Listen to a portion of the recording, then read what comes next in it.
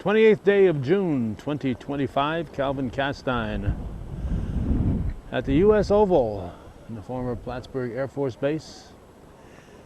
It's about 64 degrees with a heavy breeze and 60 plus chance of rain as we get set to send off the honor flight folks on this veterans on this Saturday morning on their way to Washington, D.C. to look at the monuments, and a memorable day for everyone involved. We'll find out more about how many honor flights this will make since this entity started well over a decade ago, and hopefully the rain will hold off till the ceremony is over. It's a busy weekend for yours truly. Last night we had Max Barcombe helping out covering the Shazy graduation, because we were at the Northeastern Clinton graduation, which was outdoors, and they had planned it outdoors and they decided they were going to have it indoors, and then they looked at the weather on Friday morning and said, no, we'll have it outdoors, and we had torrential rains for a while during the outdoor graduation at Northeastern. So the eventful night and the outdoor events at Rouse's Point for their annual Stars and Stripes on the Lake 4th of July celebration. They were rained out last night. Hopefully we'll have better luck tonight. We're here to cover the honor flight, and we hope it's a successful send-off, and we know it'll be a great day for everyone involved. Okay, we're always looking for people to talk with, and most times people are so busy we can't find anybody to talk with, but you're just hanging around doing nothing. What are you doing here? I'm hanging around, have an eye out to make sure I can help anybody that needs help, but the veterans haven't arrived yet. Okay, what's your name? Jessica. Jessica who? McNearland. Okay, and you're here for a special purpose, I hear. Yes, so myself and my other half, we're taking the flight to Washington today as flight crew. You mention his name? Yes. Since he refused to yeah, be on he camera. didn't want to come over. Bruce Musso is in the background. He's going to be helping today as well. So you're flight leaders? Are you on each a different flight or the same flight? We're not flight leaders. We're just flight crew. And we are on separate flights. So I'm on 62. He's on 63. And we're here to give a hand wherever they need us. Okay, so, whoops, look at that. Oh, here they come. You caught a break. That's right. 'Cause I gotta leave. Yeah, you gotta film this. Here they come. Gee, I hope you're not too disappointed, Jess. It's okay. Thanks for chatting with us. Yes. We gotta get going there. Normally I can hear these guys 10 minutes before they get here. But today with the wind was apparently blowing their sound in a different direction. So we're going to pick them up with a bouncy camera and try to do the best we can to get the rest of this Thunder in the Berg, it's called, escort the veterans. Jess McNearland was saying,